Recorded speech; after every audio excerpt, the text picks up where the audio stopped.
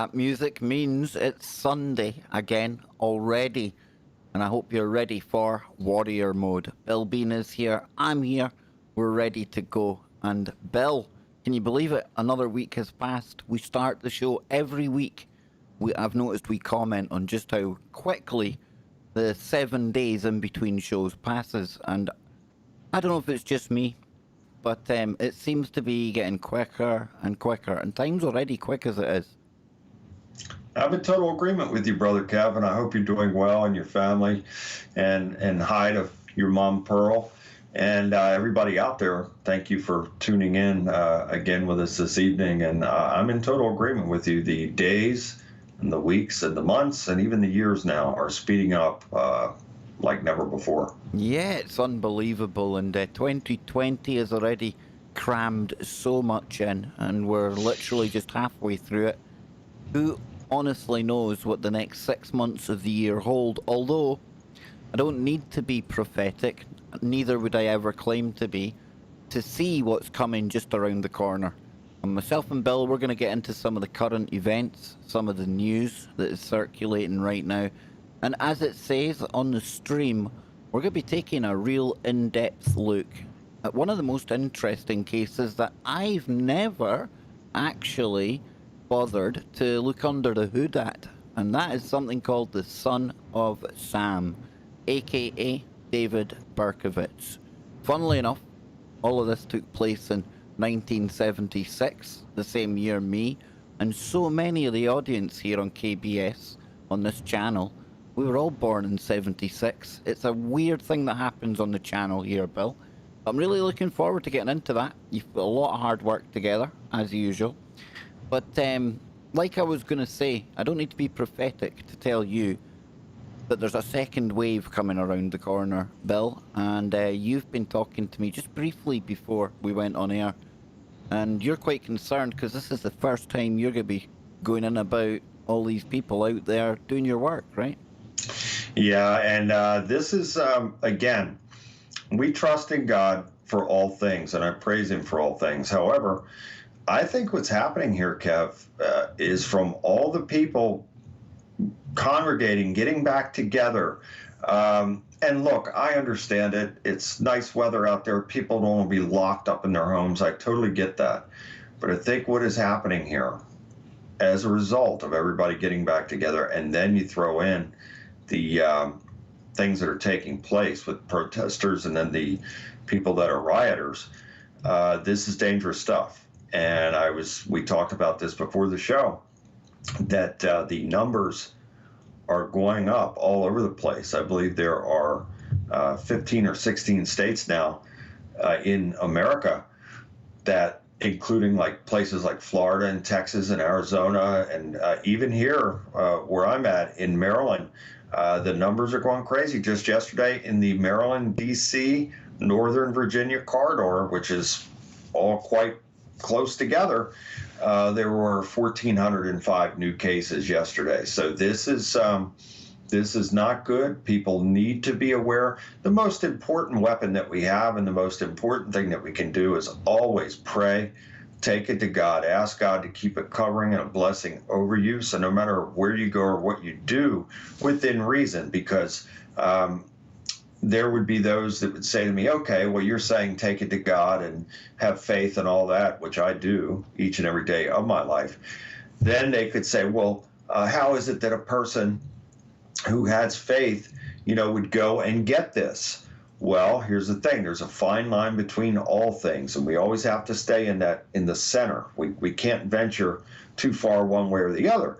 So we can't tempt God. It'd be the same thing if I said to you, Kev, I have such faith that here, I'm going to hand you a pistol right now, and you fire that at me.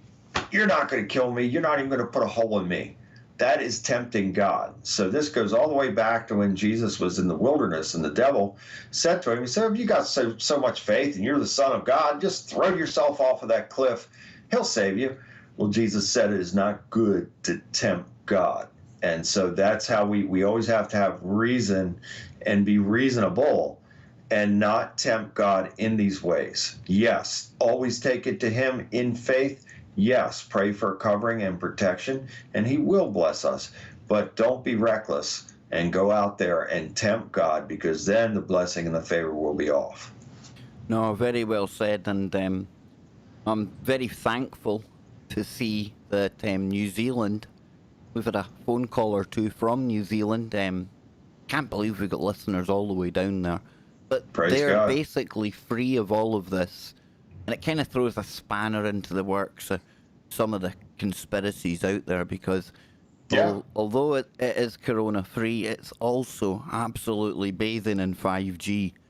So I hope that helps to allay some of those narratives, those fears. I don't think it will. But with any Yeah. coronavirus, Bill, be it the common cold, be it the flu, they always come back. They always mutate. And that's why it's really no-brainer we're going to get this second wave, and we're going to get the government using it. We're going to get the government kind of inflating what's going on, hyping it up, so that they can do more of what they do in the background: problem, reaction, solution.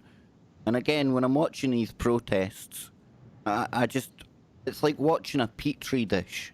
You see how you get all the people You're kind of right. running around, and yesterday in London, it was quite profound because they had a helicopter. And in one hand, I'm thinking, this is great. There's only a few hundred people there. It wasn't exactly what I'm sure people like Soros and the cabal, if we want to call them that. I'm sure it wasn't what they were looking for, right? Yeah. But again, because you were looking down on the top of it, you were seeing all of these people all running in about each other. And I get it, some people out there think there is no virus in the first place. Yeah. But I do think there's something very real out there. And it seems to attack the older generation. It's almost as if it's designed to be really, really bad for old people. And then it plays into that whole eugenics category that we've talked about before. And I think it's just, it's crazy because we know what's coming next. We know there's going to be more lockdowns. We know there's going to be the R rate going up. And it'll be like this, cycling on for how long, Bill? You know, because it never goes away. Yeah, well, I mean, that's an interesting point you make. And here's something interesting as well. Now, you mentioned about it affecting old people. Yet, do you know that in America, and certainly here in Maryland, the number one group that is affected the most out of all age groups are ages 40 to 49. There are more people in that group with it than any other group. And is that the main group that, I hate to even talk about it this way, boiling it down to statistics, but are they infected or are they actually losing their life through it? Because if you're infected, think about it this way, Bill. You know, you've got healthy men, 40 to 49. It's just enough to make them sick. And what perfect incubators to be going around here, there, everywhere and passing it to other people who may end up in a more vulnerable category, you know?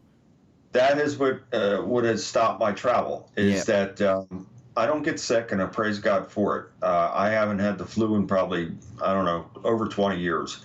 And I thank God and praise God for that. However, I cannot, in good conscience, go and be exposed. And then, you know, what if I brought something like that back to my wife or a family member or friend or something like that? I'd never forgive myself. So I'm trying to be cautious. This is why I shut down my travel in the first place, is just to try and be cautious and considerate of others, because there's people out there that, you know, like me, that don't get sick, but they could be carrying that and then affecting a whole lot of people. So we have to be very careful and mindful. And for the person who would say, there's nothing to this, this is a hoax, this is a lie, well, I beg to differ, because I know people personally, family members and friends that have gotten it. I have clients that their family members have gotten it. All you have to do is look at my social media pages. I pray for people every day, and some of those people have it. So there really is something. Is it a bioweapon? I'm convinced that it is. I don't think it's just a run-of-the-mill virus, and I think that it was something that was launched against the people. I can't prove it, but I really believe that. Furthermore, you know, when you're talking about the V word and how, you know, this is going to make people immune, well, They can't even do that for the common cold. How are they going to do that for something like that? So again, that leads me to believe that this is not your average everyday virus, that this is something that has been concocted. And whatever the case may be, whatever it is, it's very real, and people are getting very sick and some are dying. Oh, it's clever, Bill. It's really clever because it knows that if you gather in your garden in groups of more than 10, it can affect you. But it's okay if you go to a protest and there's hundreds of thousands of people there. That's okay. You can go and play soccer. You can have the 22 guys on the field all running against each other, spitting, sweating, passing all these bodily germs and fluids. But meanwhile, on the sideline, off the grass, you've got to be 2 meters apart. So it obviously knows, it respects football. It likes watching the soccer. It doesn't affect the players, but it'll get you on the bench. Amazing. Yeah, I'm being ridiculous because if you do have any kind of critical thinking and logic, it doesn't make sense. Zero sense. And I think that's the whole point, because they kind of want you, what's going on? And then the next thing comes along, and the next thing. And Bill, the next things have come along, because we were talking about the unrest last week. Again, don't have to be prophetic. We said we'd be back talking about it again. Yeah. We had another incident in Atlanta this time. It was a suspect who had grabbed a taser. He was running away. And he ended up getting shot. That ended up with a Wendy's, I believe, getting burnt down. We had more mass riots. And all of this while we have the first independent state of Clown World. The land of Chaz. What's going on, Bill? The devil's at work here, pure and simple. And what's happening here is that our world is turned upside down and backwards. It's the MO of the devil. He mimics everything that God does, and he twists it. He turns it around and makes it backwards and upside down. And it's order out of chaos. And make no mistake, America and the world now. This just isn't happening in America. It's happening over your way, Kev, and other countries as well, this civil unrest. And this is all planned. This is part of a plan to destabilize the world. And so the plan is, trust the plan. Well, the plan is unfolding. And boy, oh boy, it is not good. And so this, and let me say this, I don't have anything against anybody. I love all people. I've helped people from all backgrounds in life. That said, I am for, obviously, God. He's first in my life. So if we are making God first, then we have order in our life. So I am for order and law and order and respect and morals and decency, and treat others how you wish to be treated. That's how I live. And so if more people would take pause and say, okay, well, let's consider what he just said. Treat others how you would want to be treated. If people stopped and took pause of that, that suddenly things would change for the positive. However, due to the power brokers on the earth, and they know who they are, and more importantly, God knows who they are. And you mentioned one of them earlier. These are, in my opinion, people that are funding these protests and this anarchy that is taking place. They're funders behind it. So there's people that are being paid to go and do this and create these problems. You got to add to that as well, Bill. It's like that they've been. They're always long gamers, right? They plan in advance, and you know, when you look at this, you're absolutely right. You've got the instigators in there, but you've also got them going into like a tinderbox. And what I mean is, you've now got a generation that's leaving school. It's been happening for a few years now. They've gone through this new schooling system, and they've literally been educated on a par with and brainwashed, akin to what happened. You took the words out of my mouth again. Absolutely. If anyone knows history, and I've been looking into this the past couple of days, and it's astounding. history always repeats. It's not exact, but there's echoes, right? And you can recognize the telltale Big wheel signs. that goes round and Well, round. That's right. When Chairman Mao took over in China, he spent time, brainwashing the kids. And he had the entire generation convinced that they had to get rid of the old ways, the old language, the old statues, the old culture, and they had their little red books. And it's so similar to today, right? Because I call them the woke brigade. And you see them all the time. They're all virtue signaling each other and rubbing each other on the back and hanging off every hashtag that their favourite celebrities are virtue signaling to them with. These celebrities don't care. You mean the favorite social engineers, right? They don't even care what they're actually, putting out there. But they have masters to answer to, Kev, so they're going to be compliant with the masters that give them the directive to carry out these social engineering things. That's not. You see, the similarity is though, when you've got that woke brigade and one of them just slightly veers off track, like J.K. Rowling, and she says something that all of a sudden it goes against the party line, against the narrative, and she offended transgenders, right? That's what happened. And they all ended up going after her. So all the people that she helped to weaponize and build up into the woke mob then went after her because she said the wrong thing. That's exactly what Mao done to his people as well. If they didn't get exactly the wording right of the little red book phrases, they would then be sent for torture. And again, it's not the same, but it is, because we're watching statues coming down in cities. And the only statues that have been going up in recent years are what? Baphomet. Yeah. So the new world's going to have statues that a generation from now, that's what history's going to look like.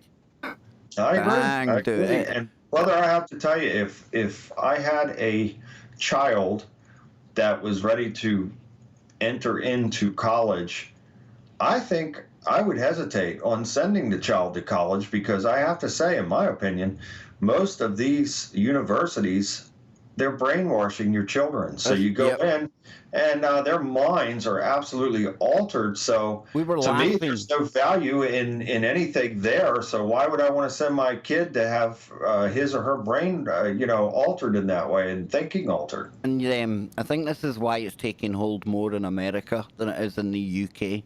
Because they've tried over here, but it just hasn't taken shape, and you haven't seen the scenes that we see in America, right?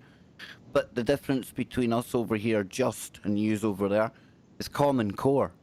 We spent years laughing at the fact that America was teaching kids that 2 + 2 can equal 5. And there was other bits of schooling as well. And all of that put together over the past couple of years that they've been doing it, now you've got that brigade of brainwashed young people who are victims of the system, and they're being used as tools. And just like what happened with the Cultural Revolution of Mao, they'll be the first ones to get disbanded and dealt with, because you can't have people out there that might rise up again, right? It's just the whole thing. It is straight out of the Bible. And if you read the book of Revelation, you'll see it. If you read the book of Daniel and other books in there, it talks about these things, these perilous times. It's all there, and it's all unfolding right before our eyes. And this stuff has happened before, and it is happening again. So make no mistake. Even the most hardened skeptic would have to take pause at this point and say, what is going on here? Why are these things taking place? That's why I think they should allow the state of jazz to remain, because I was saying to you, Bill, it highlights how ridiculous it is. This is a group that are they're meant to be protesting against racism and everything else, but yet inside the state of jazz, we've got the white segment and the black segment. So we've got segregation in there. You got to pay a white man tax to a black person. Oh, hang on a minute. What's this all about? And I think if we just leave that, and they've already tried to plant a garden on top of cardboard boxes. They're trying to grow potatoes through cardboard boxes. They don't have enough porta potties. I think if you just leave it, listen, I'm all for trying something different, but that ain't the way to go. That is not the way to go. And you were telling me, Bill, that there's groups talking about going there, and I fear that because the only people who sit back and laugh then is the state, because they're the ones that win, you know? Well, we're gonna, we really need to pray about this because Yeah. this is escalating, and I really shudder to think what this can escalate to. Because if it continues in this way, and I blame our leaders all the way to the White House, through all these governors and mayors that are allowing all of this to happen. Rome is burning. Nobody's doing anything. If I were the guy in charge, boy, would they ever hate me, Kev. And again, I love everybody, have nothing against anybody, but boy, would I ever have a swift response to these types of people. Look, everybody has the right to protest. It's supposed to be our First Amendment right, which I don't believe. Certain groups don't have a First Amendment anymore, but that's a whole other show. But anyway, I would have swift response in every major city in America. This would not be happening. I guarantee you, if I were the guy put in charge today, within 48 hours, all of it would be gone, period, end of story. But until we get a swift response like that, which I don't believe we're going to get, there are going to be groups that are going to, which I'm already hearing now, there are outlaw motorcycle gangs that are going to be heading to Seattle, militia, even some white supremacist groups that I'm hearing. And if that happens, your civil war is going to kick off, and it's going to be ugly. I don't want it to happen. It's not going to last long, Bill. It's not going to last long. Bikers against soy boys and vegans. It ain't going to look good. It ain't going to last well. It'll be a massacre, and I don't want to see that. I don't want to see anybody get hurt. But I'm telling you right now, if something doesn't change, and if President Trump or some of these local state governors and mayors and leaders, if they don't step up soon and do something, this is going to escalate to a point of no return. And what's going to be unfortunate in this is not only are some of these paid agitators going to be hurt and possibly killed, but the innocent kids that are brainwashed that are a part of this and standing there protesting, they are in harm's way as well. So I don't want to see anyone get hurt. I pray against it. But I'm telling you now, Kev, I can feel it as surely as I'm saying it to you. Now I'm reading that these things are coming. This could be a bloodbath like never before seen if somebody doesn't do something soon to really stop this. Yeah, I agree with you, Bill. And certainly America right now, looking from the outside in, crazy times, brother, crazy times. But more people than a lot of people predicted what we're living through right now. And again, it's just a symptom of the times, right? And as mad as it seems, things are probably going to get a bit more chaotic the deeper we go into 2020, because this feels like such a significant year. It feels like they're definitely putting on the full push. They're going for broke. Multiple programs, multiple psyops. But we're all right, Bill, because it's all five-dimensional chess. We're just to trust the plan, and it's all a cover so that Donald Trump can ride in and save us all from the pesky criminals. It's okay. How can anybody still follow that? I just shake my head. How can they still follow it and think that this is credible information that they've been following for the last almost 4 years now? And this one's going to jail, and that one's, I read a headline earlier about somebody made a thing, the reason you don't see Fauci anymore is because Trump had him arrested and he's put in prison now. Get real. Are you serious? How can anybody with any intellect, any scintilla of intelligence, believe any of this? I know, brother. I know. And in a weird way, there is a link between what you're talking about there and what we're going to be talking about tonight. Because the case that you get into, it's not just the case of one man, and it ends up uncovering things, and it links back into the kind of stuff we've been covering in recent episodes, with cults here, cults there, cults everywhere. And we're living in a new age now, and I was mentioning before, Bill, that things repeat, not exactly, okay, but they rhyme, sort of. Yeah. And you can see parallels. And I tell you what, you can see parallels between some of the cultish stuff we've been talking about and the influence it's had on people to go and do nasty things. because people who do follow that 17th letter of the alphabet, a handful of them have gone on, been inspired by, and gone on to commit heinous acts of, in some cases, murder and crimes. So you see how, history does repeat. We're in a different age now. You don't need to be in the commune. You just have to be sat at your keyboard, and they can program your mind. Yeah, that's Weird it. times, And so this is why it is so very important, Kev, for us to have a real and authentic and personal relationship with God. Because if we can achieve that, then God will give us holy discernment. He'll also guide us in our ways, and he will stop us if we're ready to make a rash decision and it's a bad decision. He'll stop us in our tracks, and he'll convict us in our spirit. And then it's up to us to obey that or not. But when we have that level of commitment and connection with and for God, he will help us, and he will get us through whatever it may be, plus give us the wisdom and discernment to keep us from making mistakes such as that, and have our eyes open to the truth. And so I would much rather have my eyes open and know the truth and live in that truth than to keep my head buried in the sand and believe a lie or all these false narratives and continue in that. So I can never thank God and praise him enough for blessing me and transforming my life and helping me to be a victor each and every day of my life, and keeping my eyes wide open. So I thank him so much for it. Well said, brother. And I don't know how you want to segue into the Son of Sam. Maybe, have you got some prayer requests you want to do beforehand, or do you want to do a blessing? Yeah. And I also want to mention to you, I mentioned off air, but Lydia, she's in the chat room.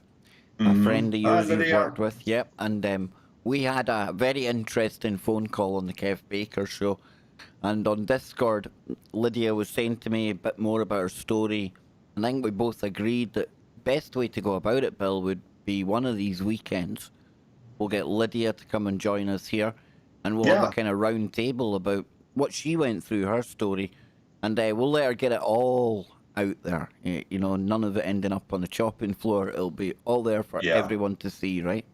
Yeah, and she's got quite a story to tell. And again, I thank God and praise God for working through me to have freed her, because she, comes from a background of great suffering from childhood all throughout her years into her adult years.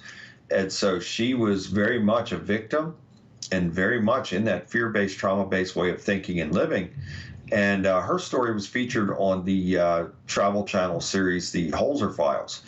And that's how I came to know her, is that the Holzer Files had contacted me last year to go out there to Missouri, and a little town in Missouri, and help her. So I was absolutely thankful to God that he made that connection. And not only did he make the connection, but he also truly worked through me to deliver her from everything. And so I am just so happy for her, overjoyed that she's doing well in her life and moving forward. So she does have quite a story to tell, and we'll have to get her on and talk with her about it. It is a weird one. I don't want to go too depth into it, take us too far away from where we're going. But when Lydia had got in touch with me, how I'm really big on the gut feelings, Bill. Mm-hmm. And I've been telling you, it's been keeping me well right. And this was a new feeling when Lydia had got in touch. And part of me was thinking, and the other part was thinking, no, you have to go for this. But it was something new. So what I decided to do was, I'll get Lydia to call in. And the minute I started speaking to Lydia, then I knew what the feeling was. And the feeling is that we have to do this show. And absolutely. And I'm really looking forward to that. And that'll be in the next couple of weeks sometimes, myself and Bill and Lydia. Fantastic, yeah. Yeah, so... me and my gut, Bill, it's definitely a show that we have to do. And no question. Yeah. And tonight, continuing our kind of expose into these cases, its connections to the pure evil. But before we get going, I think you're probably best to say a little blessing, a little prayer before we launch into this really dark kind of character. It truly is, and he truly is. And Father, thank you, praise you for this blessed and appointed time. And I ask that you bless everyone out there that's watching or listening in right now. And Father, I ask that you bless our world. We see the chaos that's taking place all over the world now. I'm asking that you destroy the enemy's plans, that he is causing all this chaos and struggle and strife among your people. And I'm asking, Father, that you destroy the devil's plans and also rid our earth of every single demon and human minion as well that are a part of this. And I pray that you'll bless us and forgive us for all of our trespasses against you and each other. And I pray, just as you've done before, that you'll do this again and hear my prayer and heal us and restore us and bring peace upon the earth. I also ask you once again that you please destroy this COVID-19 or whatever it is. I ask that you please destroy it and take it out and off and away from the face of the earth, and bless and heal and restore everyone that has been victimized from it. And we thank you and praise you for everything, Father, forevermore. And Father, before I conclude the prayer, I ask that you please bless our dear friend Jim Marinos. Please bless him with a healing miracle. He's having issues with his heart, and he's scheduled for surgery. And I'm asking that you please bless him with a healing miracle. And I pray the same for my good friend George Geist as well.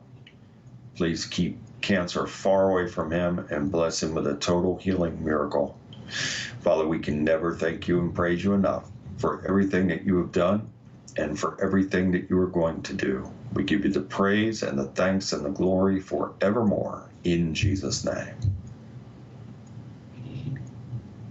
So, Bill, I hope your friend there with the heart issue, I hope he comes through that as somebody who's had heart problems. Yeah, definitely, my, pardon the pun, heart goes out to him, but I don't like to hear of anybody in that kind of club at all. But no way. A good man, and he's he listens to the show every week, and very, very, very awake. He is absolutely in agreement with us about the truth. So God bless him. And you've got a few people listening in tonight who really have an interest, an in-depth knowledge of what we're going to be talking about. Like I said to you, it's one of the few cases that I haven't actually seen a documentary on or heard many people talking about in alternative media, the kind of shows I listen to. So I'm really looking forward to hearing what you've put together tonight. I've seen a little snapshot of it. It's rather lengthy, that's for sure, but it's worth it's worth all of you to hang in and listen to what I'm saying here, because it is very relevant to these other topics that we have discussed over the weeks. We can't know where we're going unless we know where we've been. So it's very important, as dark as this stuff is, it's very important to know history and to know some of these horrific things that have taken place that can help us to deal with things in the future, and I pray help us to prevent certain things that would try and pop up again in this way.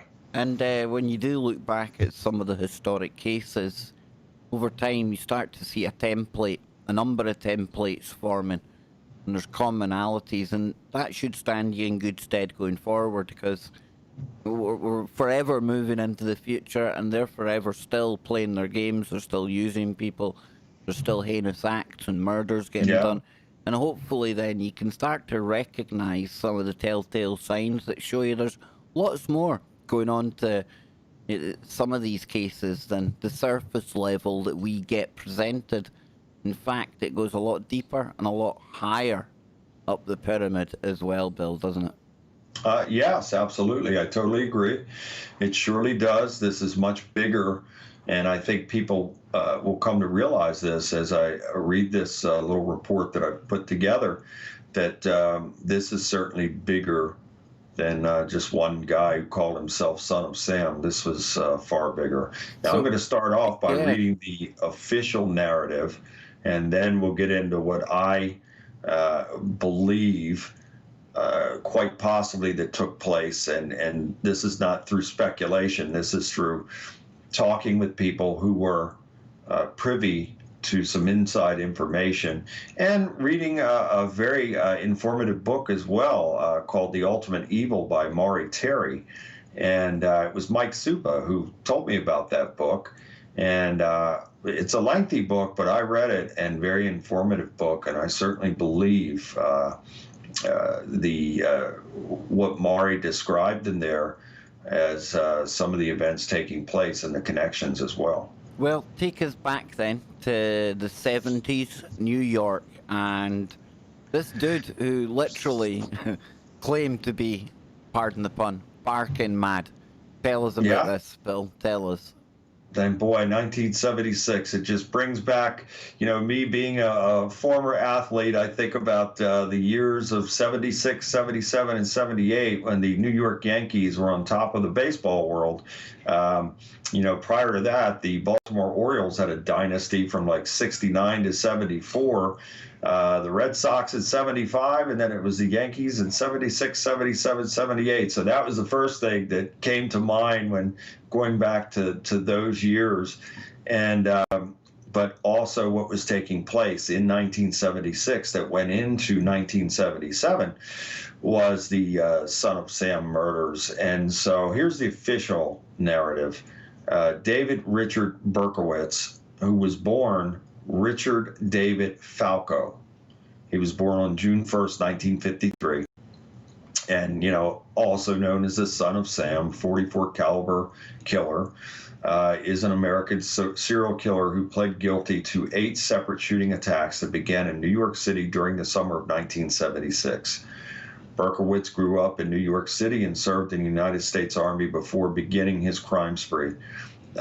He used a 44 caliber Bulldog revolver, and he killed 6 people and wounded 7 others by July of 1977. As the number of victims increased, Berkowitz eluded the biggest police manhunt in the history of New York City, while leaving letters that mocked police and promised further crimes, which were highly publicized by the press. And I do remember that. I was 10 years old in 76, and I do remember the story. It was very big news back then. The killing spree terrorized New Yorkers and gained worldwide notoriety. On the night of August 10, 1977, Berkowitz was taken into custody by New York City police homicide detectives in front of his Yonkers apartment building. And I have been there, Kev. Mike Supa took me right to the building that he lived in over there in Yonkers. And he was subsequently indicted for 8 shooting incidents. He confessed to all of them and initially claimed to have been obeying the orders of a demon that manifested in the form of a dog belonging to his neighbor Sam Carr. Despite his explanation, Berkowitz was found mentally competent to stand trial. He pled guilty to second-degree murder and was incarcerated in the state prison. He subsequently admitted that the dog and devil story was a fabricated hoax. In the course of further police investigations, Berkowitz was also implicated in many unsolved arsons in the city. Intense coverage of the case by the media lent a kind of celebrity status to Berkowitz, and some observers noted that he seemed to enjoy the notoriety. In response, the New York State legislature enacted new statutes known popularly as the Son of Sam laws, designed to keep criminals from profiting financially from the publicity created by their crimes. The statutes have remained in law in New York in spite of various legal challenges, and similar laws have been enacted in several other states in America. Berkowitz has been incarcerated since his arrest and is serving 6 consecutive life sentences. During the mid-1990s, he amended his confession to claim that he had been a member of a violent satanic cult that orchestrated the incidents as ritual murder. A few law enforcement authorities have said that his claims might be credible, but he remains the only person ever charged with the shootings. A new investigation of the murders began in 1996, but was suspended indefinitely after inconclusive findings. I find that very interesting, Kev. Somebody shut that down. And again, I know people who know people in this thing, and they shut that down. They did not want any new investigation because there were certain names, and they didn't want certain people being implicated in this. That's what the bottom line is. I would imagine whatever satanic group or circle he was a part of, he obviously knew too much, and people in power would be well positioned to make stuff like that just conveniently go away, Bill, so that there could be no further digging into that aspect of it, you know. And oh yeah, absolutely. I'm very surprised, to be honest with you. I'm surprised that he's still alive in prison because, and there was an attempt on his life. His throat was nearly slashed. On one incident, it got the side of his neck. I think it said the left side of his neck was slashed. But I think there may have been an attempt on his life then just to keep him quiet. You know, if it didn't kill him, then certainly would keep him quiet and keep him in fear that he better not be revealing names and too much information. Oh, absolutely. Totally agree with you, Bill. So it goes on to say here that Berkowitz, his mother, Elizabeth Betty Broder, grew up as part of an impoverished Jewish family. She married a man named Tony Falco, an Italian-American, in 1936. And after a marriage of less than 4 years, Tony Falco left her for another woman. And in 1950, Broder started a relationship with a married man named Joseph Klineman. 3 years later, or Kleineman, 3 years later, she became pregnant with a child to whom she chose to give the surname of Falco. And within a few days of Richard's birth, Broder gave the child away. And although her reasons for doing so are unknown, later writers had surmised that Kleinerman threatened to abandon her if she kept the baby and used his name. So the infant Berkowitz, he was, or Falco at that time, he was adopted by Pearl and Nathan Berkowitz of the Bronx, New York. Jewish-American couple. They were hardware store retailers of modest means and childless. They were in middle age and they were childless. And they reversed the order of the boy's first and middle names and gave him their own surname, raising young David Richard Berkowitz as their own child. So that's how it came to be that his name was changed. It says Berkowitz's childhood was somewhat troubled, although he was of above average intelligence. He lost interest in learning at an early age and became infatuated with petty larceny and starting fires. And I'll tell you, Kev, just from a personal aspect and standpoint, when people are going out and starting those type of fires, that is some type of demonic stronghold going on right there. So neighbors and relatives... Bill, I mean, sorry to interrupt you, but No, it's okay.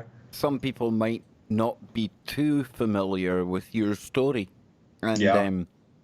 Your story, if I remember rightly, I'm going to look like such a fool if I'm wrong here, but you were influenced into playing with fire when you were younger, right? Correct. Yeah. That is a demonic stronghold. So when I saw that, that stood out to me as a red flag right there. When a person is under that type of demonic influence, they will do things such as that. Yeah, absolutely, man. So you're spot on again. So it says here, neighbors and relatives will recall Berkowitz as difficult, spoiled, and a bully. His adoptive parents consulted at least one psychotherapist due to his misconduct, but his misbehavior never resulted in any legal intervention or serious mention in his school records. Berkowitz's adoptive mother died of breast cancer when he was 14 years old, and his home life became strained during later years, particularly because he disliked his adopted father's second wife. So in 1971, at the age of 17, Berkowitz joined the United States Army and served in the United States and South Korea. After an honorable discharge in 1974, he located his birth mother, Betty, and after a few visits, she discovered the details of his birth, or he discovered the details of his birth, and upon discovering that, he was deeply disturbed by it. So it wasn't good for him. It made his situation worse.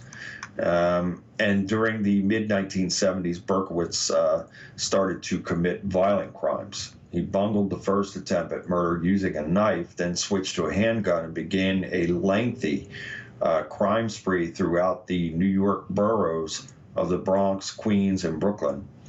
He sought young female victims. He was purportedly most attracted to women with long, dark, wavy hair. All but one of the crime sites involved 2 victims. He infamously committed some of the attacks while the women sat with boyfriends in parked cars. He exhibited an enduring enjoyment of his activities, often returning to the scenes of the crimes. And this is a letter that he supposedly wrote. The police discovered this after one of the crimes. Said police discovered a handwritten letter near the bodies of Esau and Surinani, written mostly in block capital letters with a few lowercase letters, and addressed to the NYPD Captain Joseph Borelli. With this letter, Berkowitz revealed the name of Son of Sam for the first time. The press had previously dubbed the killer the .44 caliber killer because of his weapon of choice. The letter was initially withheld from the public, but some of its contents were revealed to the press, and the name Son of Sam quickly replaced the old name. The letter expressed the killer's determination to continue his work and taunted police for their fruitless efforts to capture him in full with misspellings intact. The letter read, I am deeply, now this is Berkowitz supposedly writing this to the police. I am deeply hurt by your calling me a woman hater. He spelled woman wrong. I am not, but I am a monster. I am the Son of Sam. I'm a little brat. When Father Sam gets drunk, he gets mean. He beats his family. Sometimes he ties me up to the back of the house. Other times he locks me in the garage. Sam loves to drink blood, go out and kill, commends Father Sam. Behind our house, some rest, mostly young, raped and slaughtered. Their blood drained, just bones now. Papa Sam keeps me locked up in the attic too. I can't get out, but I look out the attic window and I watch the world go by.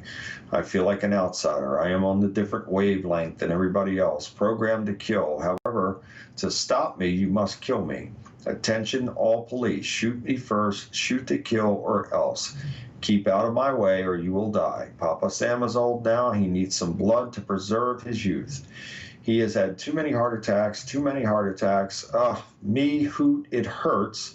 Sonny boy. Now, this is something here, and correct me if I'm wrong, Kev, this is Scottish, right? I mean, this is what you'd hear somebody, a term, someone of Scottish descent may say something like that. Yeah, you're right there. Yeah, absolutely. I was hoping you would do the actual accent there, Bill, but no. I can't. Thank God for you. You can do it. I can't. You're authentic. So well, I can't do the American one, so we're equal, man. We're good. So if I tried that, I'd be a fraud. So, but anyway, he goes on to say that, Mr. Borelli, sir, I don't want to kill anymore. No, sir, no more, but I must. Honor thy father. I want to make love to the world. I love people. I don't belong on earth. Return to me, yahoos. To the people of Queens, I love you, and I want to wish all of you a happy Easter. May God bless you in this life and the next. And for now, I say goodbye and good night, police. Let me haunt you with these words. I'll be back. I'll be back, to be interpreted as bang, bang, bang, bang, bang. Yours in murder, Mr. Monster. So, again, Kev, boy, just reading that, that is a very disturbed individual. And whether that was Berkowitz or whomever wrote that, that is a deeply disturbed individual. That is either somebody that's got multiple personalities, utterly insane, or something coming through him, or all of the above, and just evil. Just wrong in the head. Yeah. And then it goes on to say, at the time, police speculated that the letter writer might be familiar with Scottish English. The phrase Me Who It Hurts Sonny Boy was taken as a Scottish accented version of My Heart It Hurts Sonny Boy. Oh, that's almost, it makes my skin crawl. Scottish English? Oh, geez. Yeah. I was Okay. talking about the Scots battling the English last night. I was getting all patriotic, so I was, Billy. See? So there you go. You're triggered now. Ah, no, not at all. Not with you, brother. No, trigger-free zone tonight. Yeah. Praise God. All right. So it goes on to say the killer's unusual attitude towards the police and the media received widespread scrutiny. Psychologists observed that many serial killers gain gratification by eluding pursuers or observers.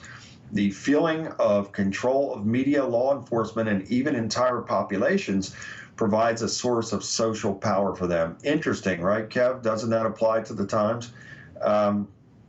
After consulting with several psychiatrists, police released a psychological profile of their suspect on May 26, 1977. He was described as a neurotic and probably suffering from paranoid schizophrenia and believed himself to be a victim of demonic possession. So all very interesting here. Local resident Cecilia Davis. Let me ask you something quickly, because is this something you've ever come across when you've gone? I mean, you've done hundreds of cases, right? I mean, how can you differentiate that line between?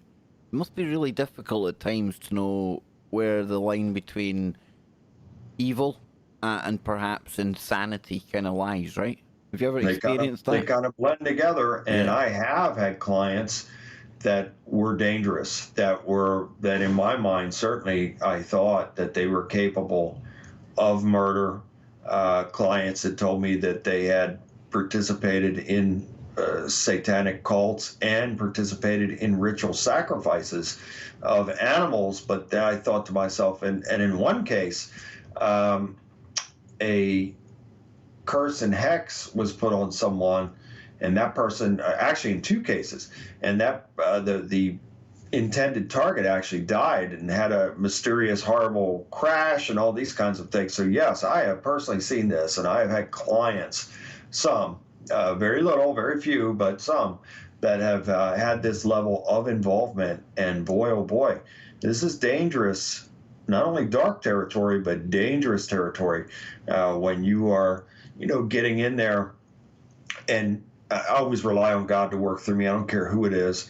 And again, I have been in some of these very dark situations with people like this and God has worked through me to help them. But one of my earliest cases involved a young man that was in a satanic cult, and he had participated in animal sacrifice and was putting curses and hexes and vexes and spells on people. And that was one of the most difficult. It was among my first, and it was among the most difficult cases that I've ever had of binding and rebuking and casting out the demons. And God did work through me to free him. But let me tell you, that was a real battle, and just amazing the things that he told me. And I recall afterward going around with him with a trash bag, and we collected all the daggers and the satanic ritual stuff, and we put it all in this trash bag and got rid of it. But it's very real, Kev, and I have experienced it for sure. And I know you need to get back into this, but you mentioned hex there, and it's not exactly the same, or maybe it is, but Skinwalker, we speak about that quite a lot because I'm just blown away by the program. Oh, sorry about that. Yeah. But part of the lore and the history, is the warring tribes, and I think it was the Cherokees, I think, that put a curse on the land. I could be wrong there with the Navajos, I think it was, that put a curse on the land. And they put the Skinwalker there, right? And they call that the shape-shifting entity. And but that kind of thing, that hex, is that a similar thing then when you see a portal? Does that basically open the portal for something to come through? Well, a hex and a vex and a spell, these are things that are done with intent by those practitioners who know the ritual to call on the the power of evil to enact these things and invoke them and send them to their target. And the portals, yes, a portal can open in sending something like that. But as far as portals that are like above Skinwalker or below Skinwalker or at the sides of Skinwalker, or all around it, above it, yeah, and below they it. are operated, make no mistake, by demonic forces that are coming through. And whether they were invoked by the Native Americans there that were at war and placed these types of curses on the land, it's very possible, and that it could even go further than that. That perhaps this is some type of ancient site that people don't understand, that has a doorway for UFOs and satanic garbage demons to come through and greatly affect the area. That's an area, Kev, that if I were called, and who knows, I may get a call from them in the future. If I do, then I would absolutely respond. And, if we're in safe situations for travel, I would go there, God working through me, and I would absolutely engage those forces in spiritual battle, God working through me, and close up all those portals and bring blessings and peace to that land and to everything that is on that land. So if I were to ever get such a call, I would answer the call and be inclined to go there, as long as I could go there and be real and be who I am and not be a part of a TV show and a narrative for a TV show. Yeah, well, hopefully you end up out there, but I think it's exactly what you said there. I think it's something ancient. I think it's something we possibly can't even comprehend about that location. And it's just a nexus. It's where everything can come through. It's crazy. But Bill, sorry to kind of drag you away there. I always digress. You know what I'm like. Well, we have such I know. Natural rapport. Talk about and heavy duty stuff, and it's all about information. So knowledge is power. So when we get into these topics, and then even when we go off topic and talk about other things, it's all about educating you, the viewer and listener out there. And so you can believe it or not. That's your choice. But I urge you to do the research. You don't have to believe a word I say, or Kev, you don't have to believe that, but I urge you to do the research and see it for yourself and find the truth out for yourself. The truth is there. We just have to dig for it a little bit. And when we seek and find, it opens up, and our eyes open up like this as well. The truth is stranger than fiction. Name of a good book, that. Yeah. But I'll hand it back to you, Bill. I'll hand it back to you, brother. There you go. We're going to be getting back to that part 2 very soon. Yes, definitely. So local resident Cecilia Davis was walking her dog at the scene of the Moskowitz and Violante shooting. And she saw a patrol officer there, Michael Catiano, and he was ticketing a car that was parked near a fire hydrant there. Moments after the traffic police had left, a young man walked past her from the area of the car, and he seemed to study her with some interest. So he was staring her down. And Miss Davis felt concerned because he was wielding in his hand some kind of dark object, which was a pistol. And she ran to her home only to hear shots fired behind her in the street. So Miss Davis remained silent about this incident for 4 days until she finally contacted the police, who closely checked every car that had been ticketed in the area that night. Well, it turns out that Berkowitz's 1970 four-door yellow Ford Galaxy was among the cars that they had investigated and ticketed. So on August 9th, 1977, NYPD Detective James Justice telephoned Yonkers police to ask them to schedule an interview with David Berkowitz. The Yonkers police dispatcher who first took Justice's call was Wheat Carr, the daughter of Sam Carr and sister of Berkowitz's alleged cult confederates, John and Michael Carr. It's very interesting how this all tied together. And so Justice asked the Yonkers Police Department for some help tracking down Berkowitz. According to Mike Novotny, a sergeant at the Yonkers Police Department.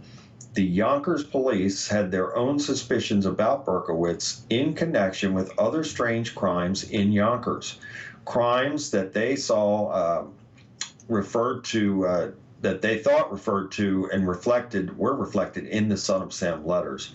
Yonkers investigators even told the New York City detective that Berkowitz might just be the Son of Sam.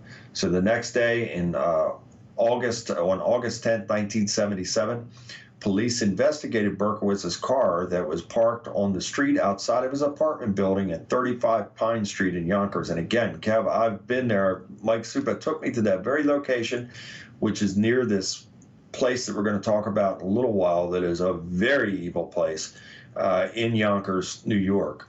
So the police come up to the car. They see a rifle in the back seat. They searched the car and found a duffel bag filled with ammunition, maps of the crime scenes, and a threatening letter addressed to Inspector Timothy Dowd of the Omega Task Force.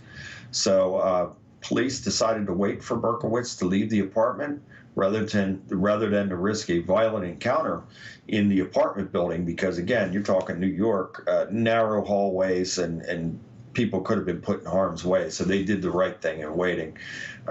They also waited to obtain a search warrant for the apartment, worried that their search might be challenged in court, if they didn't do everything right. The initial search of the vehicle was based on the rifle that was visible in the back seat. Although possession of such a rifle was legal in New York State and required no special permit, the warrant still had not arrived when Berkowitz exited the apartment building about 10 p.m. that night, and he entered his car. Detective John Falotico approached the driver's side of the car. Falotico pointed his gun close to Berkowitz's temple, while Detective Sergeant William Gardella pointed his gun from the passenger side. So, Bill, in a case as high profile as this, Mike Supa, New York cop, I mean, what's his take on the length of time it took them to get a warrant for possibly the most wanted man in New York or America at that time? Well, he won't talk much about it nowadays because he's working on a project, and I don't know if he's signed some kind of release or some kind of hold or whatever, but he's not talking about it much these days. I invited him to come on the show, but he can't talk about it.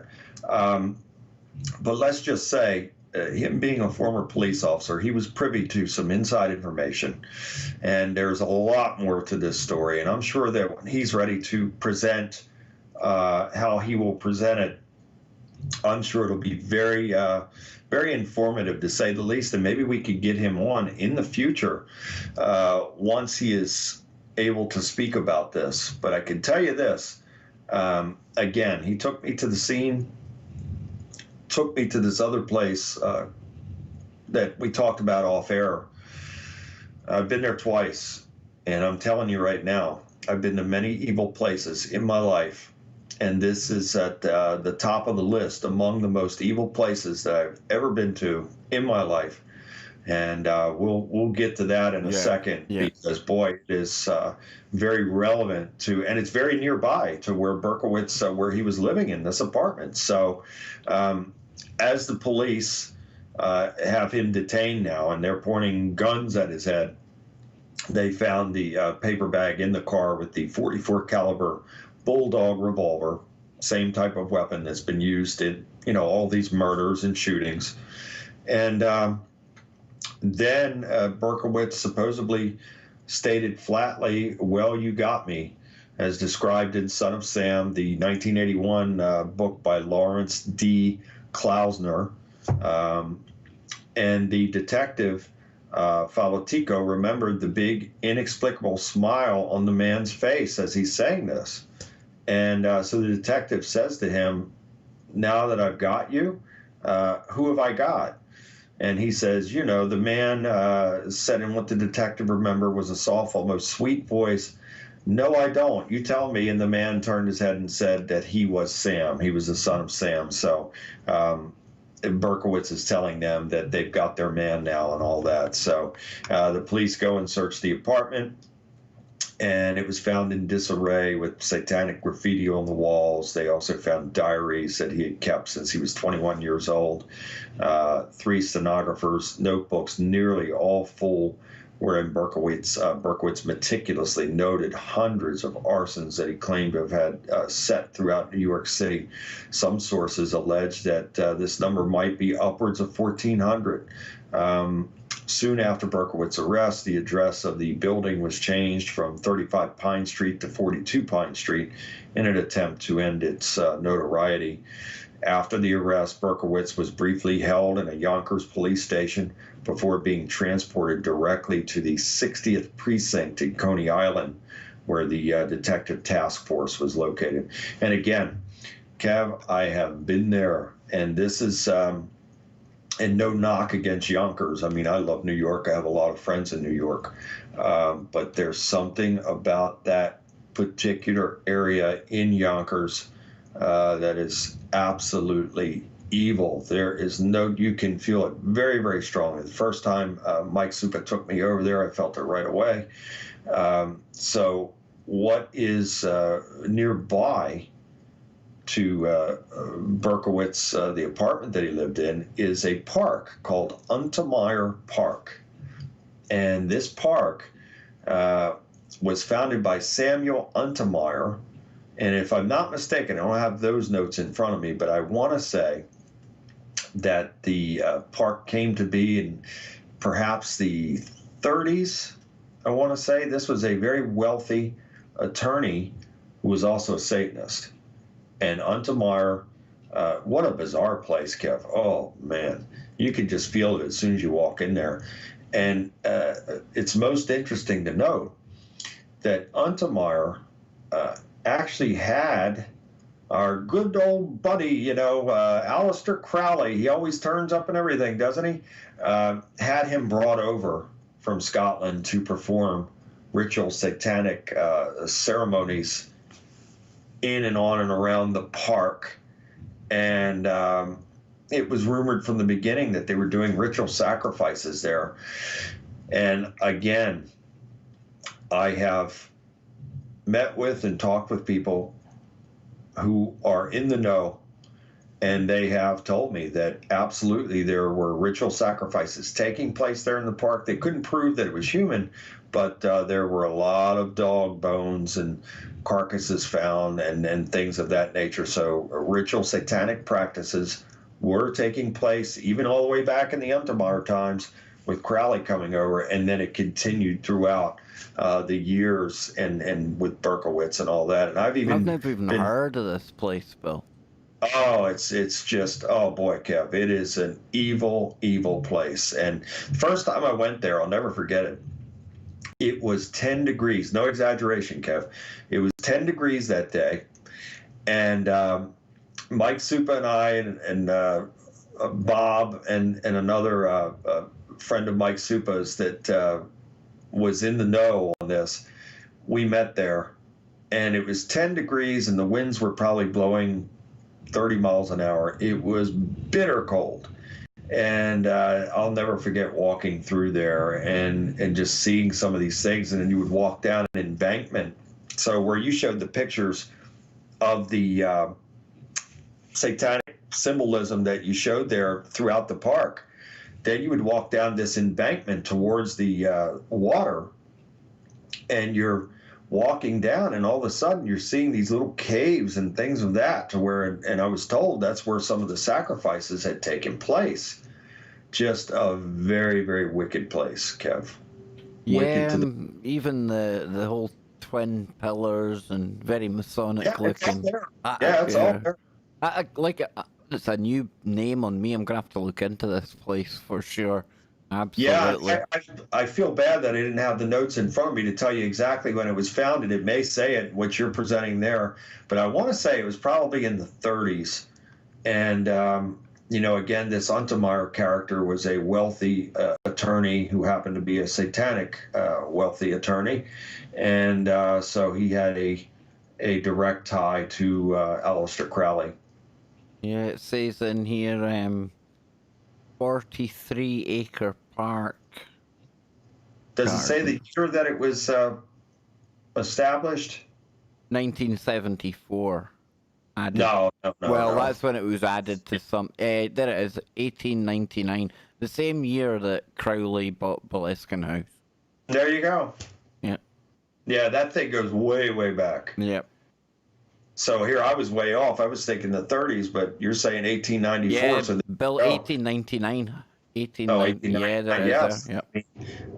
There you go. So this is the Crowley. How old would Crowley have been back there in 1899? Yeah, I'll tell you exactly. So I thought with him, wasn't it the 20s and the 30s and the 40s? He's born 1875. So in 1899, he's 24. There you go. So that's his heyday. Yep. And so, again, as the story goes, he was brought over to perform these rituals, these satanic rituals in the park. And I'm telling you, I believe it because even before I walked into that place, now, of course, again, the weather conditions were brutal. However, I could feel a strong presence of evil there before I even got out of my vehicle. That bad? Yeah. Yeah. One of the worst places that I've ever been. And you've been a few places where you've told me where you've turned up, you've had the kind of feeling. Yeah. So. And so this is among them at the top of the list. And then I went back again with Mike, and I think it was, if I'm not mistaken, I think it was summertime then. And same thing though. It was absolutely wicked. I have no doubt that there are probably satanic practices still taking place there and groups gathering there and doing God knows what. It wouldn't surprise me one bit. Yeah, if you're still feeling it, although, I think once that gateway's opened there, and if people know about it, I would imagine the New York elites, that class that are into that, because we know that that's what happens. It'll definitely be one of these locations, right?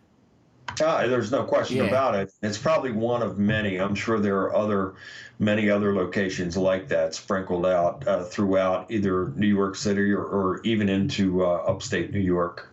Yeah, and folks, I'm talking about people we wouldn't know their names. They're real, not the celebrities and the characters we all know about. I'm talking about the real money, the real power. Power brokers, Exactly, And so I could tell you from firsthand experience that, again, just being in that place and having a visualization as well. So I don't claim to be anything, Kev. I'm just a man of God, and God works through me to help people, and I praise him for it. However, God does give me a knowing of things, and sometimes God will put pictures in my mind, or sometimes he will give me an automatic knowing of things.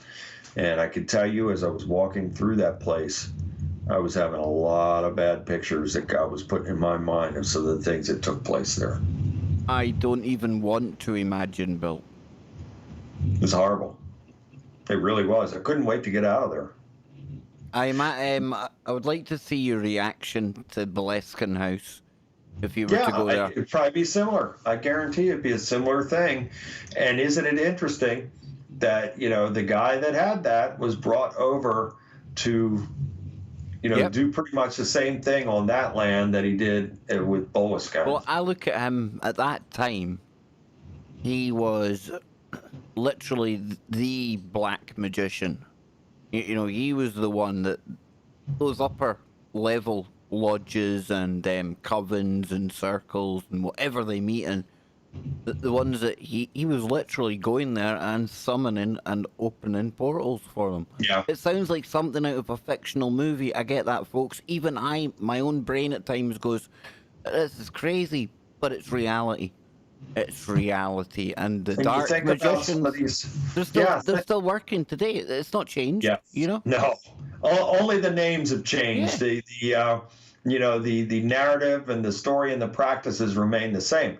Now, here's another interesting thing to note: is if you read the writings, the memoirs of Billy Shears, aka Paul, aka Fall, he talks about, and he loosely refers to Crowley either being his father or a family member. And it's very interesting because he talks about being a black magician himself, a very high-ranking Mason that is a black magician that was taught by Aleister Crowley. Now, that doesn't surprise me at all. You know, there's probably a progression, Bill. You know, and I wonder who it is today. And I don't want to name any names. I don't want to be that show. But mark my words, there won't just be one of them. There'll be a number of them. And I wouldn't be surprised if we didn't even know the names of some of these people that are just as powerful, just as higher up in the hierarchy. There's such a structure to these kind of magical circles and weirdness as well.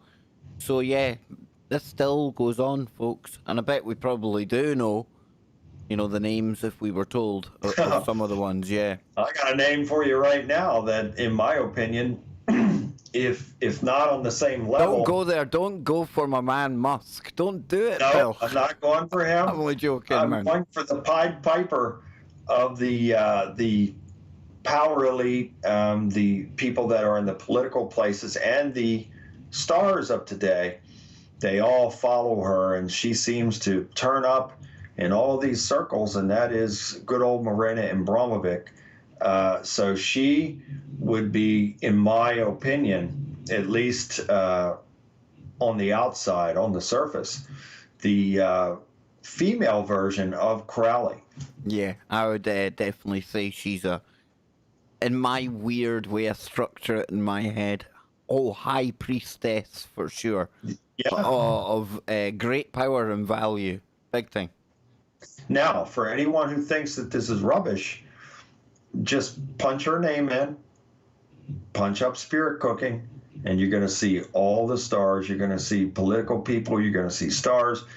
They're all following her. She's a Pied Piper for all these people. Yeah, big time. So, Bill, let's get back into our Son of Sam. Okay, so after his admission to Sullivan Prison, Berkowitz began to claim that he had joined a satanic cult in the spring of 1975. In 1993, Berkowitz made these claims known when he announced to the press that he had killed only 3 of the Son of Sam victims, Donna Lauria, Alexander Esau, and Valentina Suriani. And in his revised version of events, Berkowitz said that the other shooters were involved and that he had fired the gun only in the first attack and the 6th attack. And he said that he and several other cult members were involved in every incident by planning the events, providing early surveillance of the victims, and acting as lookouts and drivers at the crime scenes. Berkowitz stated that he could not divulge the names of most of his accomplices without putting his family in direct harm. So among Berkowitz's alleged unnamed associates was a female cult member who he claims fired the gun at a man named Carl De Niro and a woman that he was with by the last name of Keenan. Both survived. And we talked about this off air before the show, Kev. And Berkowitz said they survived because the alleged accomplice was unfamiliar with the powerful recoil of a .44 caliber bulldog. And it seems a heck of a length to go to, Bill, for somebody that's already kind of, you know. Yeah. It's a bit of an elaborate story to kind of put together. You know what I'm saying? It's just... Why? You know, why would you, if there's not something to this, why would you go to those lengths? You're already caught. You're not getting out. Yeah, exactly. It's not like you're making no, it's just nothing you can do to plea, you know, to get a deal to get out of it. I mean, he was serving all these consecutive life sentences. He's not going anywhere. And it's not, some people will say, but it's a psychopath. Well, no, because a psychopath would want to take full credit himself. Correct. He's got nothing to lose or nothing really to gain. Exactly. There's no... And again, it just goes into too much detail. I'm loving this. Keep going, man. This is great. So he declared that at least 5 cult members were at the scene of the Freund and Deal shootings, but the actual shooter was a prominent cult associate who had been brought in from outside of New York with an unspecified motive, a cult member who he identified only by his nickname as Manson 2. That's interesting, isn't it? Just a little bit. Yeah, Berkowitz did name 2 of the cult members. He did name 2 of what I believe to be many, John and Michael Carr, and they were 2 men were the sons of the dog owner Sam Carr, and this is where supposedly Berkowitz got the son of Sam from the dog of Sam Carr that was behind his apartment, and they lived on Warburton Avenue. Both of these other sons of Sam were long dead. John Carr had been killed by a shooting called a suicide.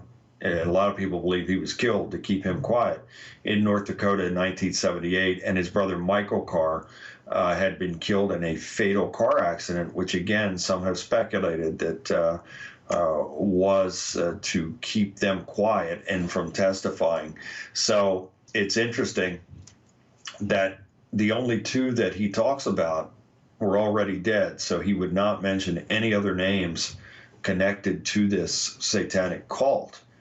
And so Berkowitz claimed that the actual perpetrator of the DeMossi Lomino shooting was John Carr, and he added, and this is interesting as well, that a Yonkers police officer, also a cult member, was involved in this crime. So if there's any truth to that, boy, now you're getting into areas where it is at the level of the police and then upward as well. So I've heard other things about this going way, way up, and I can certainly believe it. So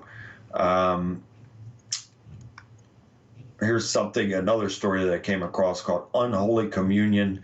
Does a satanic cult connect Son of Sam to Charles Manson? So I found this, I found this information probably about 4 o'clock, 5 o'clock this morning.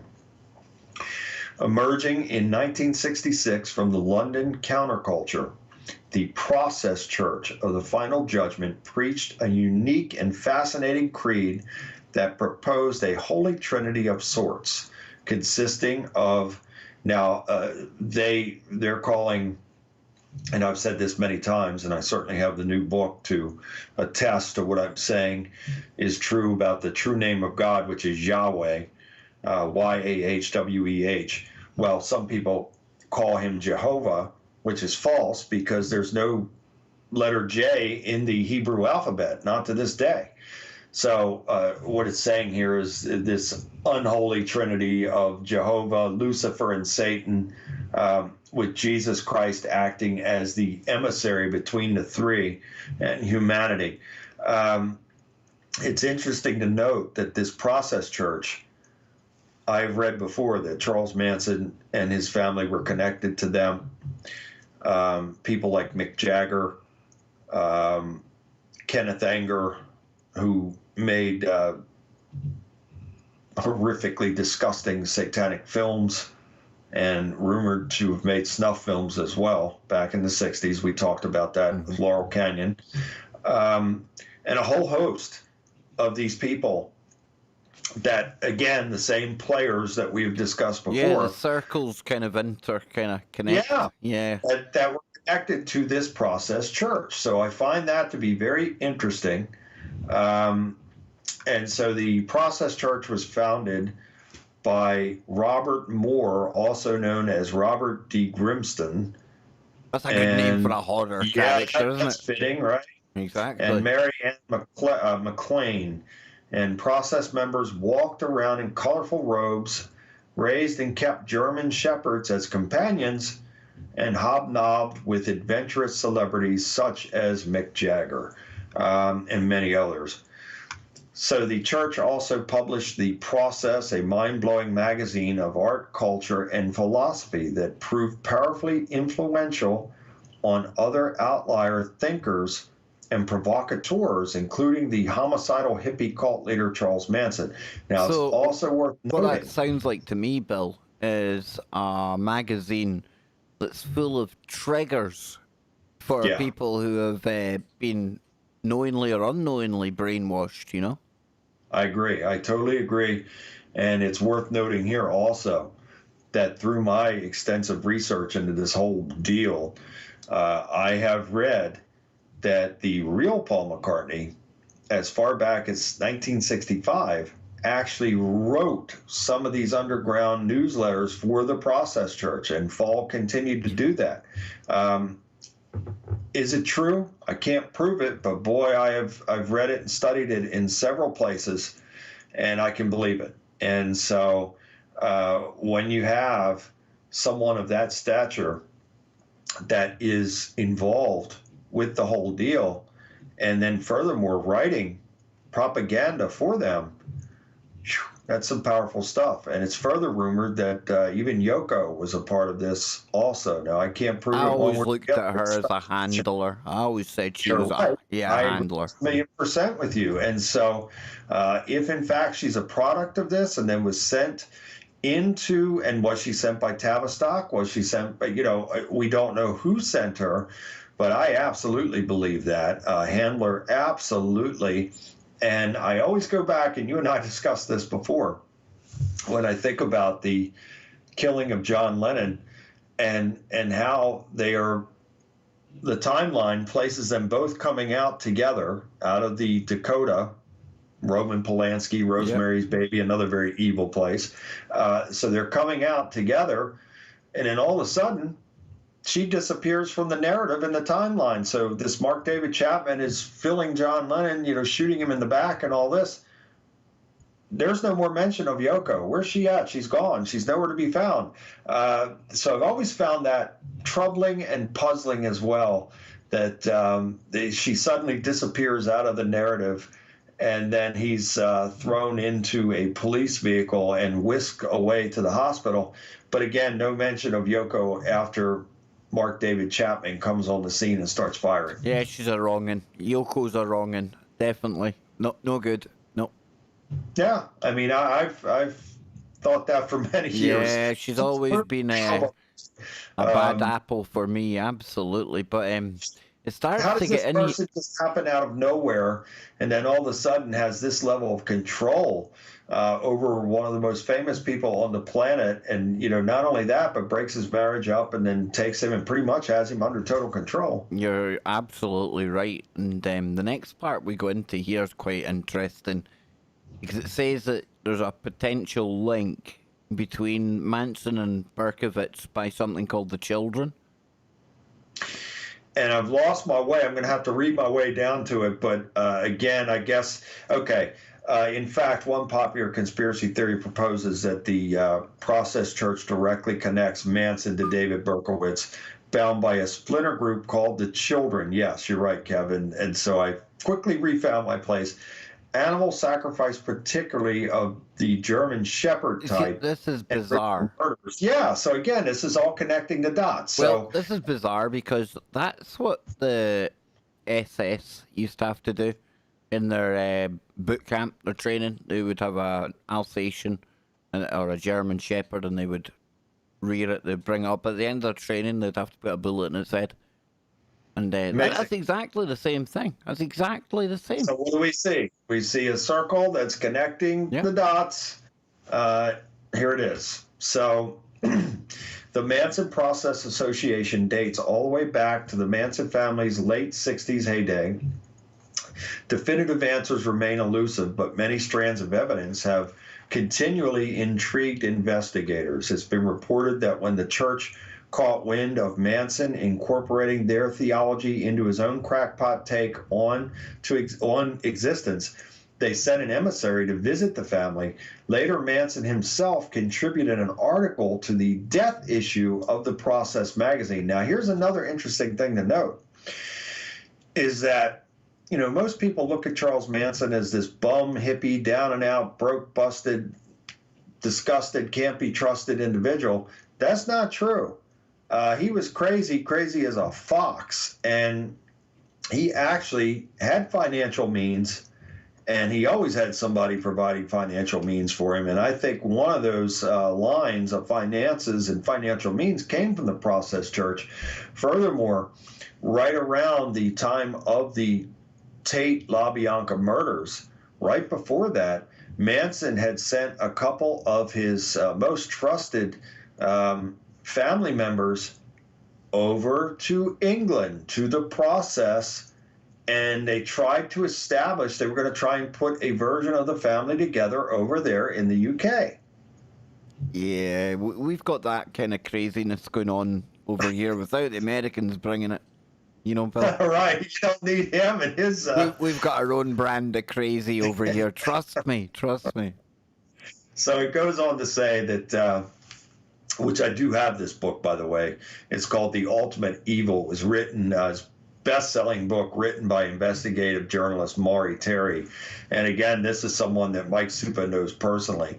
And I read his book. It's a very lengthy book, but I'm going to tell you, if you really are like Kev and I in having a quest and a thirst for knowledge and connecting the dots, that would be the book for you, because Maury Terry, in my opinion, really was onto something. And he wrote some very interesting things and really did a superlative job of connecting the dots. So it says Maury plainly lays out in the book, premise in its own original subtitle, an investigation into America's most dangerous satanic cult with new evidence linking Charles Manson and the Son of Sam. According to Maury Terry, David Berkowitz started out as a sad sack postal worker looking for a larger purpose in life. And he found it one evening in 1976 when he happened upon Michael Carr, the eldest child of his landlord, Sam Carr. Yes, indeed, that makes Michael a son of Sam. Terry claims that Michael Carr took his father's tenant to a Process Church meeting in the woods of a nearby park. What park? Meyer Park. And so there you go. Berkowitz was cutting prints in his finger and pledging his soul to Lucifer right there in Meyer Park. So the Ultimate Evil further states that this Westchester chapter of the Children, a subgroup of the Process Church, acted out with arson and a multitude of animal sacrifices, focusing on the church's signature German shepherds. And just before Christmas of 1976, authorities discovered 3 dead shepherds in Yonkers, the town where Berkowitz lived. By the following October, 85 slaughtered German shepherds turned up in Walden, about an hour drive upstate. So here you go, Kev. Again, it's just connecting the dots.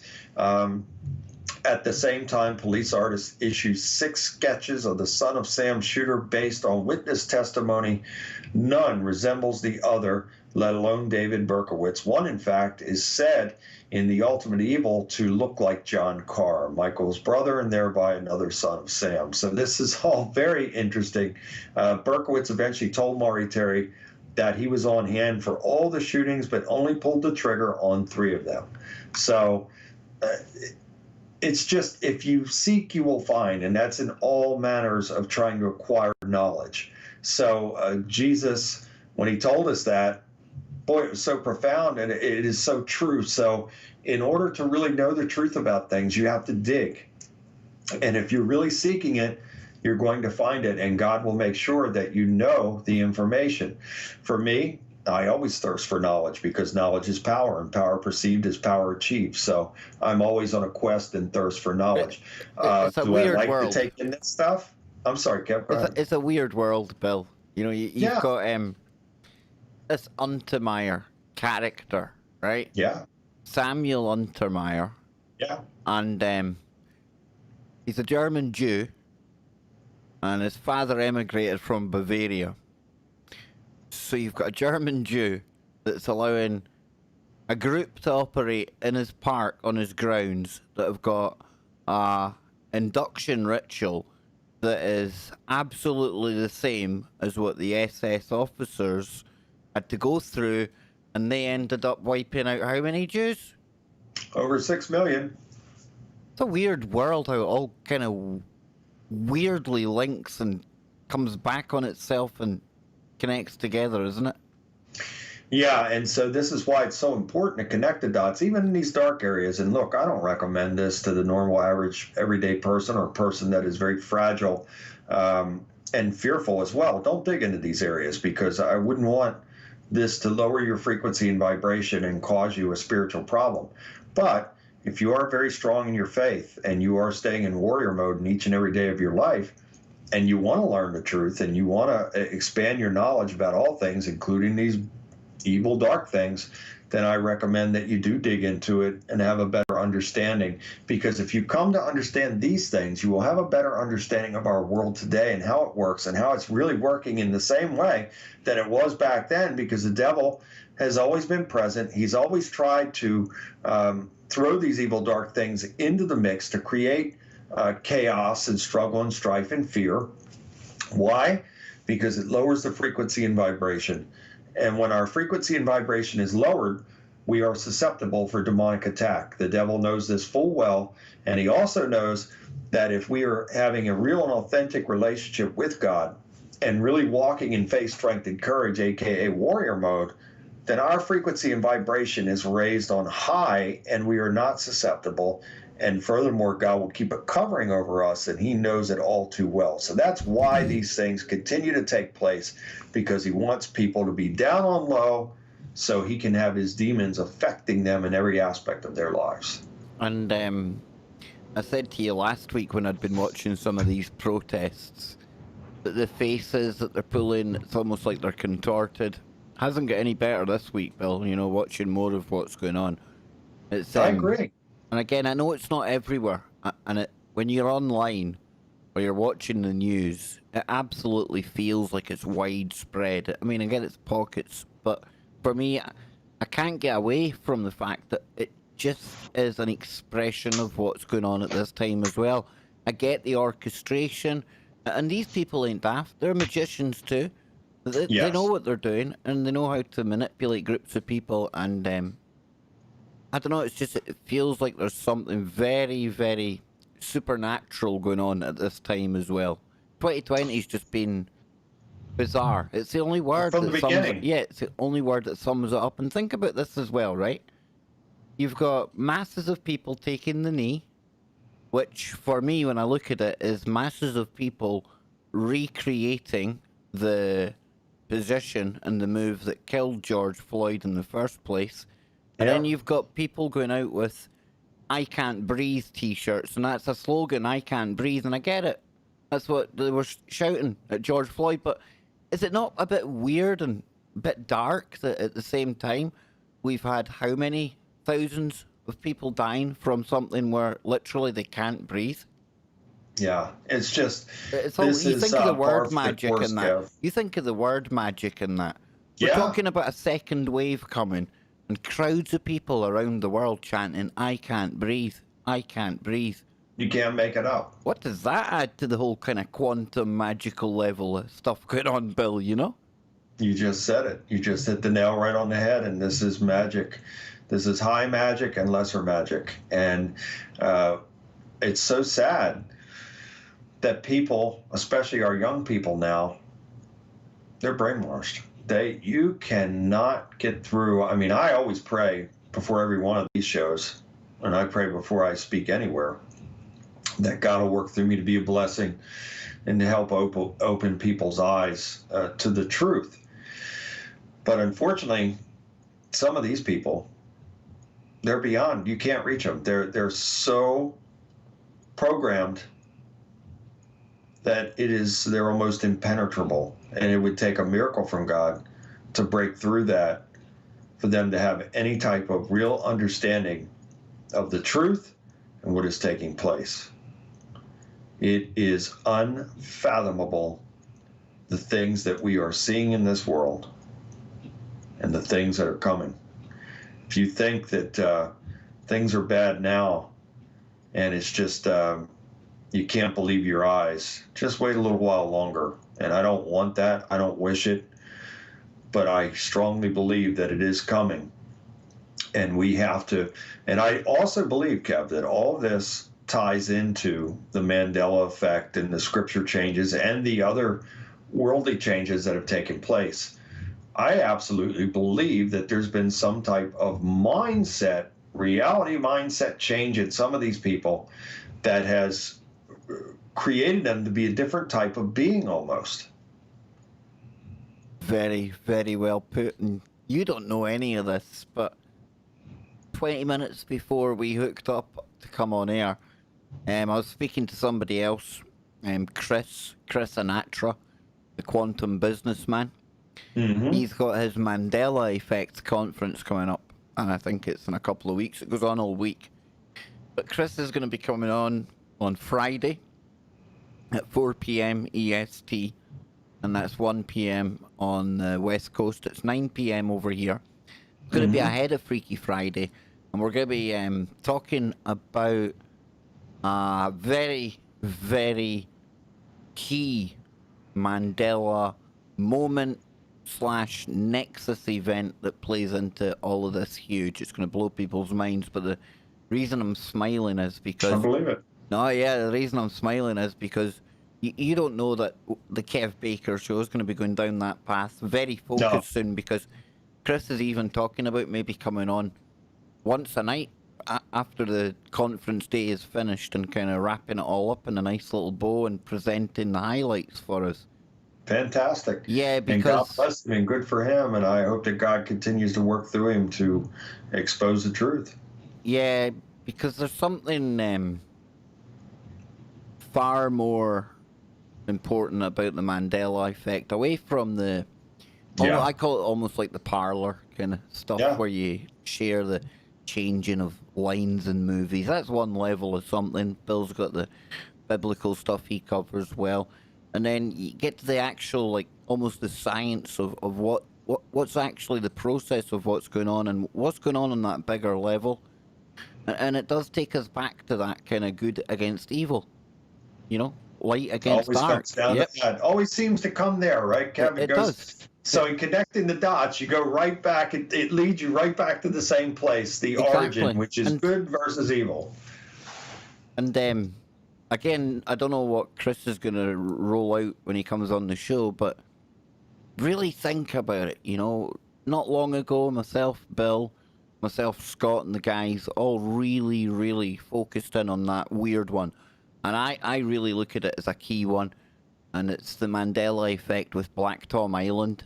And the reason why America entered the war. But I'm bringing it up because it's really important. Because while we're seeing that going on, the changing of history before our eyes, we're also watching another layer of history with the statues.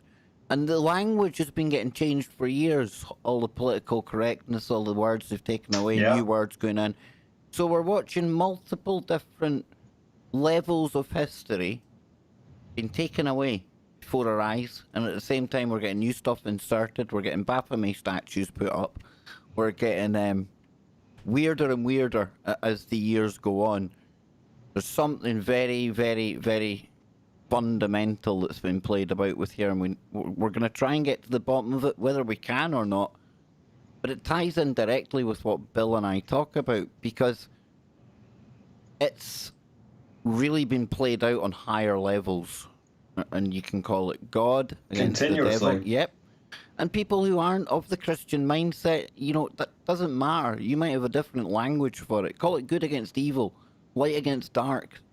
But it's going on. And these little minions and magicians, they're just puppets on this realm for the forces that are playing the game behind the curtain.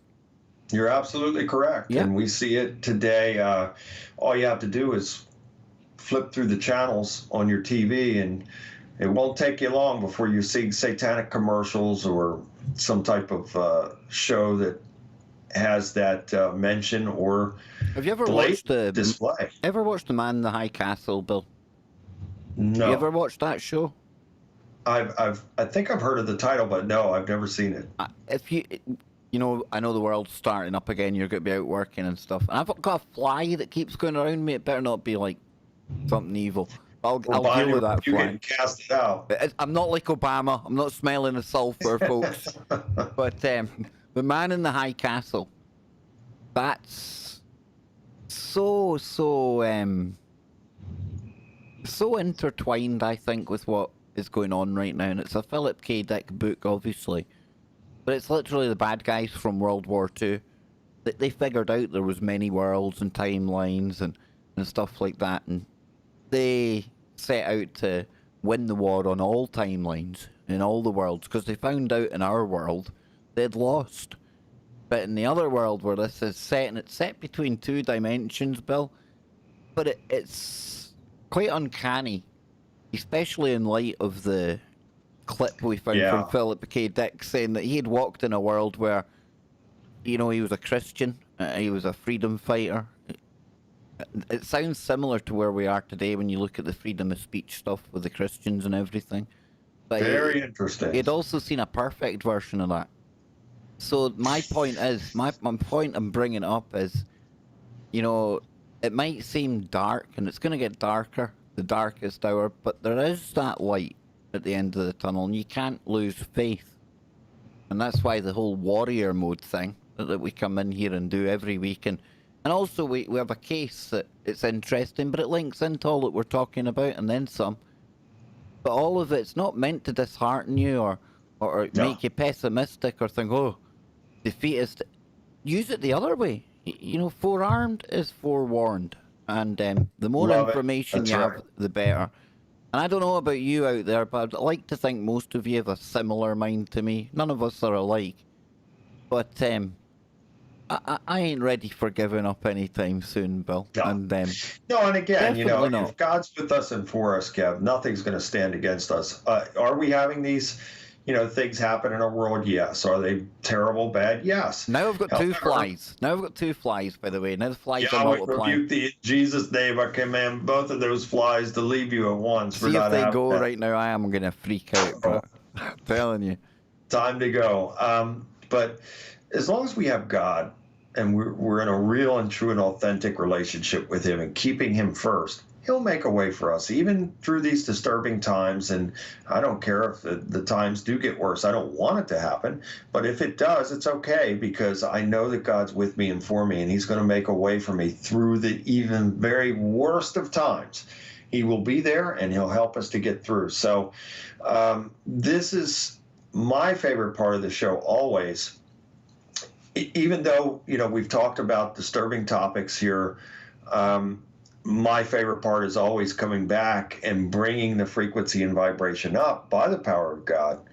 And so I guess we could really segue to it right now and right there, Kev, by praying and bringing the frequency and vibration back up for everybody. Go for it, brother. All yours. Well, I want to thank all of you for joining us again. I truly appreciate it. And Kev and I would love to hear your feedback as well. And if there are topics that you'd like for us to discuss, anything that you think might be interesting, just send a suggestion to Kev or I, and we'll try and cover it for you. But right now, I want you to just relax, let yourself go, take a deep breath in, and just let yourselves go. And just feel like you're almost limp. Just relax. And Father, I ask that you bless everyone out there that is tuning in right now. And I ask that you help them with whatever it is that they may be needing. I ask that you bless them with healing miracles. I ask that you help them out of dire financial situations. I ask that you help them if they're having any type of relationship problems or substance abuse, addictions, and certainly demonic strongholds. Father, by your mighty power and your mighty and holy name in Jesus' name, I bind and break the power over Satan and all of his demons, all his fallen angels, all his unclean spirits, all his demonic powers and principalities, all of his curses, hexes, vexes, spells, charms, and fetishes, all witchcraft, sorcery, magic, voodoo, all death, destruction, sickness, pain, torment, incantations, chanting, hoodoo, root works, money and success curses, relationship curses, all ungodly soul ties, and even all legal rights and family bloodline curses. By your mighty power, Father Yahweh, in your mighty and holy name, in Jesus' name, I declare them broken at once. Satan, you have no right, claim, or deed on any of these people any longer. Yahweh rebuke thee in Jesus' name. Depart and take every single demon, curse, hex, vex, and spell with you, for these people have been set free, and they're under the covering and under the mighty shadow of the Most High God, Yahweh Elohim. And they're covered by the blood of Yahshua Jesus the Christ. Yahweh rebuke thee, Satan. Depart, I command it, and I declare it by the mighty power of Yahweh in his mighty and holy name, in Jesus' name. It is so. Peace is upon everyone that is tuning in right now, and their frequency and vibration is being raised, and peace shall stay upon them. Now I want all of you to take a deep breath in, exhale. And when you take this next breath in, I want you to feel like you're expelling all of whatever it is that may be troubling you and that's keeping you from moving forward in life. Ready? Take the deepest breath in and release and let it all go. And just know that God is with you and for you, and his son, Yahshua Jesus the Christ, is with you and for you. And there are angels with you. Be in peace. Have peace. And may you be blessed.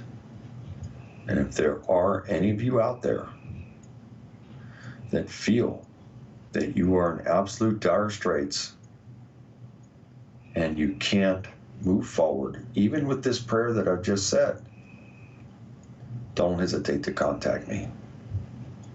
You can find me at BillJBean.com, and you can email me directly from the site. It'll be my pleasure to help you. Furthermore, I'll be listing, putting on my site later this evening, my free book, which is called The Seventh Book, a book of knowledge and empowerment, that is going to be listed on my website, BillJBean.com. The PDF will be listed there for free download for any and all who want it. So, Kev, that's about all I have to say for this week, and I can't wait for next week. Yeah, I'm just grabbing this here. There you go. Well, I didn't mean to cover you up there, but there's that. A lovely cover. You know, beautiful. yeah, I look at that cover. It's almost as if somebody really cool made that. I mean, that's awesome looking. You know, I'm only joking, Bill. All the kudos on that and the props, and thank you very much, brother. I appreciate it. It looks beautiful. No, and when's that going to be available for people, Bill? I'm going to make it available this evening. After the show, I'm going to go on there and get it set up to where people can download it. And if you have any problems downloading it, then just send me an email. You can email me directly from the site and tell me that you want a copy of it, and I will attach it to your email and send it, and you'll have it. So either way, I'll make sure that you have it. No problem, brother. And BillJBean.com, and check out the website. I'll be back during the week, obviously, but myself and Bill will be back same time, same place next week. And any ideas in your mind, Bill, or are we going for Lydia? What are you thinking, man? We'll do it here. Well, This is how the Kev Baker show works. So I'm just going to put you on the spot on your own show, right? yeah, I had a few ideas in mind for sure, but we could bring Lydia on next week. That would be fine. But I certainly there are endless topics that that we could cover. And again, this is all historical research that leads us, connects the dots, and leads us right back to the battle of God and good versus the devil and evil. It always comes back to that. So we'll have endless topics for sure. But if you'd like to do that next week by bringing Lydia on, that's fine as well. I think we'll go for Lydia Okay. next week. I'll obviously message her, make sure that's going to be okay. But yeah, this is going to be a really interesting show next week if we can get Lydia on. We had her call into the Kev Baker show. Bill has worked with her. It's a very deep and a very dark story, and we're going to get all of it from start to finish. We're going to cut none of it out. We'll do it here, same time, same place next week. Then after that, what we'll do at the end of next week's show, myself and Bill will maybe pick 3 topics, and then we'll let you, the audience, at the end of the show, you can pick where we go next, and then we'll keep it nice and interactive. And I think when we start bringing our minds together like that, as good the connections are that me and Bill can source, you know, we're only 2 men, we're nothing special, but if we bring, 191 minds together, I wonder what will happen then. Maybe we'll uncover stones that we never knew existed in the first place. So I always like to keep the audience involved, Bill, and I'll give it over to you to take us out today, and then I'll shove our music on. I'll leave you with the last word. Since it really is, I mean, Warrior Mode, it's Bill Bean with Kev Baker co-hosting, and I love the co-hosting We're part. a team. No, I love the co-hosting part. In my mind, it takes pressure off me. So I will let you take the show out, brother, okay? Well, again, I want to thank all of you out there for watching and listening in, and much love and God bless all of you. And I want you to have a fantastic week. May everything go well for you. And we look forward to seeing you next week. So until next week, God bless you, and may God be with you.